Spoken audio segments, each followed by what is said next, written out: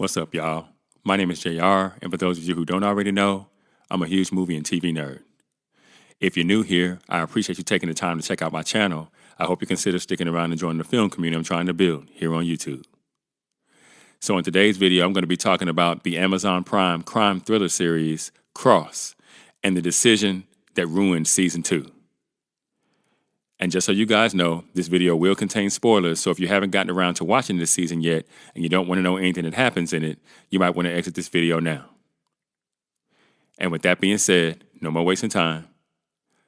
Let's get into it.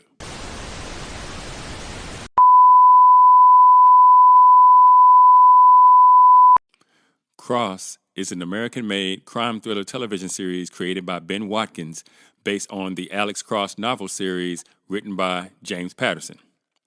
It stars Aldis Hodge, Isaiah Mustafa, Samantha Walks, Alana Tal Fernandez, and Juanita Jennings. And in Season 2, it also stars Jenny Mason and Matthew Lillard. The show premiered on Amazon Prime Video on November 14th of 2024, and the series follows Alex Cross, a forensic psychologist and DC Metro homicide detective, alongside his partner, Detective John Sampson, as they pursue some of America's most dangerous killers. And together, they navigate the perils of the criminal underworld while Alex strives to safeguard his family from its threats. Along with Watkins, the series' executive producers include Craig Sybils, Zinga Stewart, James Patterson, Sam Ernst, Jim Dunn, Bill Robinson, Patrick Santa, David Ellison, Dana Goldberg, and Matt Thunell. The series was produced by Blue Monday Productions, Skydance Television, Paramount Television Studios, and Amazon MGM Studios. The series was filmed in Ontario, Canada, in Hamilton, Toronto, and surrounding areas. It was in development for nearly 4 years, and the series was renewed for a second season before the premiere of its first season even dropped. The second season was then released on February 11th of this year. And at the time of the making of this video, the series as a whole has an 85% on Rotten Tomatoes, with its popcorn meter currently sitting at 60%. The series has a Metascore of 62 on Metacritic based on 27 critic reviews, with a user score of 4.7 based on 60 user ratings. And finally, the series as a whole has a 7.2 out of 10 on IMDb, with over 30,000 ratings. Now, I thought Season 1 of Cross was fairly decent as crime thrillers go. And I thought that was in large part due to Aldis Hodge's performance. I thought the writers did a pretty decent job of balancing two mysteries simultaneously, those being who killed Alex's wife and who was killing the other victims in the area.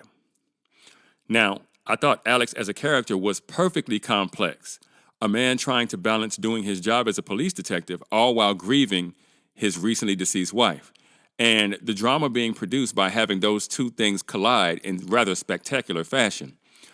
Add to that his refusal to go to therapy so that he could deal with the trauma of losing his wife, even for his kids' sake, along with his trying to manage a relationship with a new woman.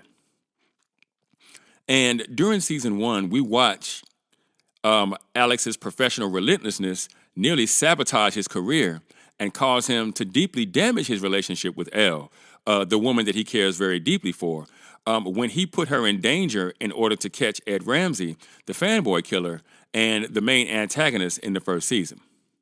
Now, it also causes him to take his eye off the ball wherein his children are concerned, making room for Miss Nancy to infiltrate his family right under his nose and nearly kill his children as revenge for the death of Deidre, a young woman who she considered to be like a daughter to her, after Alex's testimony resulted in her receiving a life sentence for a crime that it turns out she did not commit. Now, Elle is almost killed again trying to protect Alex's children from Miss Nancy at her remote cabin before Alex can ultimately get there and save the day, causing even more derision between the pair in the aftermath. Guys, this is how you write dramatic content, by setting the characters up so that drama can be manufactured naturally instead of forcing the characters to do things completely outside of their nature without a catalyst, purely for drama's sake. That's why I really don't understand the decision that the writers made in season 2 to have Alex and Kayla begin a sexual relationship. Now, from what I can tell, Alex doesn't know that Kayla and Samson were hooking up in season 1. That said, in season 2, Alex spends a great deal of emotional time and emotional energy trying to make amends with Elle, even to the point that the pair end up sleeping together again early in the season. So for Alex to then follow that up by sleeping with Kayla just doesn't make much sense wherein his character is concerned, especially given that Elle has already proven her loyalty and her love to Alex by being willing to essentially give her life to save his children from Miss Nancy back in season 1. And while I can absolutely understand why she starts season 2 still uneasy about trusting Alex fully after she feels betrayed by him, again, feeling like he lied to her not once but twice. Once when he accompanied her to Ed Ramsey's birthday party, knowing that he was a suspect in the Fanboy murders, and then again when he had her go with his kids to Miss Nancy's cabin, unaware that she had plans to kill them. Now, Elle, again, as I said, she's proven that she loves Alex, and even more so that she loves his children, and has even stepped in to kind of be a mother figure in support of Alex's grandmother who looks after the children when Alex is working. She still comes around for brunch and to be there for Alex's kids, especially his daughter, Janelle, who clearly needs mother energy, right? And she mentions to Alex that despite their differences, that she has no plans to stop showing up for Janelle. Again, she still then proceeds to sleep with Alex, giving both him and us, the viewers, hope for their reconciliation. So for the writers to follow that up with having Alex start a sexual relationship with Kayla not only squelches the hope for the audience, but it essentially makes Alex a fuckboy. And it tells us that maybe he doesn't care for Elle the way that we thought, the way that he should, given all that she's done and continues to do for him and for his family. Now, add to that the fact that the show has been positioned as a black forward story, made primarily for a black audience. And you can see how it might look as though the writers have a black male hero forsake his black love interest for the non-black woman who not only has already smashed the homies, right? But who it looks as though has ulterior motives yet to be uncovered. And I get the fact that Alex discovering that Kayla has been with Samson could be a source of some drama in the near future. My question becomes, why gaslight the audience into thinking that season 2 is going to be about Alex trying to make up for his past transgressions with Elle if all you really want to do is have a non-black woman come between two black male friends? Now, if indeed Kayla ends up being a villain in this story, then I suppose this plot point works brilliantly in favor of that. But for Cross, he not only looks foolish when he's supposed to be anything but he also looks like somebody who is now unworthy of the affections of Elle, the love interest that I'm sure everybody, including myself, if I'm being honest, is not only rooting for, but who fits into his life rather pragmatically as well, which leads one to think that Elle might be on her way to being written off the show. Because if she's not going to be with Alex, if something finally happens that breaks them, then I don't understand why she would stay as a character in the story, which again will not go over well with the show's demographic. And I think Alex has way too much going on right now to also be clapping two women at once.